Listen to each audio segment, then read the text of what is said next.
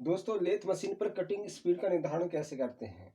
मतलब हम cutting speed lathe machine पर किस तरह से करना चाहिए, कौन सी धातु पर कम करना चाहिए, कौन सी धातु पर ज़्यादा करना चाहिए, इसके बारे में हम आज जानेंगे। तो हमारी अगर काटी जाने वाली धातु कठोर है कि नर्म है, इस पर डिपेंड करता है हमारी कटिंग स्पीड कैसे रखेंगे। मान लीजिए कठोर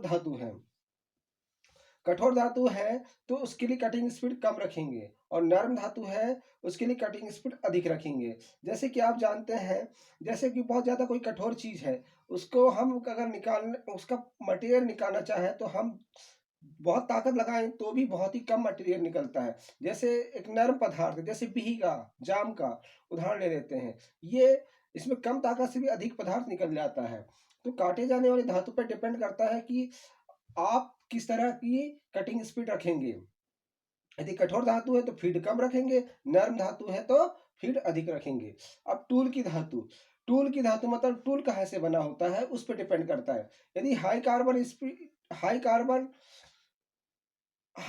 स्टील या हाई स्पीड स्टील, ये है धातु, हाई कार्बन स्टील या हाई स्पीड स्टील है, ये धातु है अगर, तो हम कम रखेंगे, मतलब स्पीड को कम रखेंगे, यदि high carbon steel high speed steel है। लेकिन यदि कार्बाइड, एलॉय स्टील, स्टेलाइट के टूल है तो हम स्पीड अधिक रखेंगे। मतलब कार्बाइड, एलॉय स्टील, स्टेलाइट ये क्या है दोस्तों, कठोर धातु होती है। जैसे स्टेलाइट 1200 डिग्री सेंटीग्रेड तक अपने तापमान सह लेती है, एलॉय स्टील भी लगभग 900 डिग्री सेंटीग्रेड तक सह लेती है, कार्बाइड 1600 डिग्री सेंटीग्रेड तक ताप सह लेती है। तो ये जो धातुएं हैं ये लगभग बहुत कठोर होती हैं, इसलिए हम हाई स्पीड पर इसका प्रयोग कर सकते हैं। High carbon steel, high speed steel क्या है, 600 डिग्री सेंटीग्रेड तक ताप सह सकती है।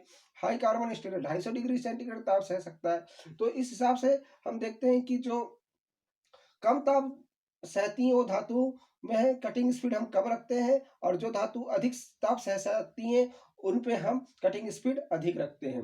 फिर जॉब का व्यास किस टाइप का है। यदि बड़े व्यास का जॉब है तो हम कटिंग स्पीड कम रखेंगे, और छोटे व्यास का जॉब है तो कटिंग स्पीड हम अधिक रखेंगे। मतलब जितना गहराई से हम काटेंगे उतना हम स्पीड को कम रखेंगे, और जितने उथलेपन से काटेंगे तो स्पीड को हम उतनी ही अधिक रखेंगे।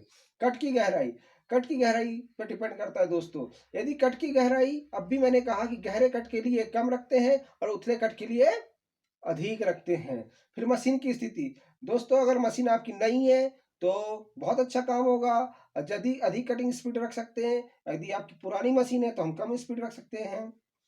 फीड की गति दोस्तों, अगर हमें कम फीड पे देना है, गति अगर हमें कम फीड लेना है तो गति ज्यादा रख सकते हैं, और तो सॉरी अधिक गति रखना है तो फीड कम रखेंगे, और फीड यदि ज्यादा है तो गति कम रखेंगे।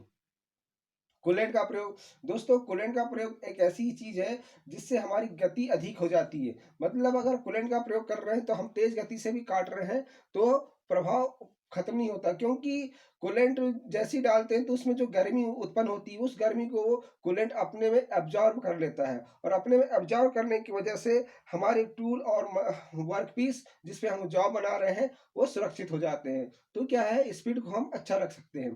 फिर ऑपरेशन का प्रकार, आप किस तरह का ऑपरेशन कर रहे हैं इस पर डिपेंड करता है। कटिंग स्पीड लेथ मशीन पर किस तरह से रखेंगे ये किस प्रकार के ऑपरेशन पर डिपेंड करता है। जैसे plain turning, taper turning, step turning, इस तरह से अगर आप करेंगे लेथ मशीन पर ऑपरेशन तो क्या काम करेंगे, आप स्पीड को अधिक रखेंगे। Planar turning, taper turning, step turning आदि में के लिए आप क्या काम करेंगे, कटिंग स्पीड को अधिक रखेंगे। लेकिन रिमिंग टेपिंग थ्रेडिंग के लिए आपको कम रखना पड़ेगा। उसके बाद दोस्तों है सरफेस फिनिश। अगर आप सरफेस फिनिश बहुत अच्छी चाहते हैं तो कटिंग स्पीड को आपको अधिक रखना चाहिए। कटिंग स्पीड आप अधिक अच्छा रखेंगे तो सरफेस फिनिश अच्छी प्राप्त होगी। अगर रफ फिनिश चाहते हैं तो कटिंग स्पीड आपको कम रखना चाहिए। उसके बाद कटाई की मात्रा, यदि ज़्यादा धातु निकालना चाहेंगे तो कटिंग स्पीड कम रखना पड़ेगा, और कम धातु निकालना चाहेंगे तो कटिंग स्पीड आधा ज़्यादा रखना पड़ेगा। तो दोस्तों जॉब की पकड़ पे भी डिपेंड करता है। अगर जॉब की पकड़ संतुलन सबसे अच्छा है, तो कटिंग स्पीड हम बढ़ा सकते हैं, और जॉब की पकड़ सही नहीं है, तो हम कटिंग स्पीड बढ़ा नहीं सकते। Thank you.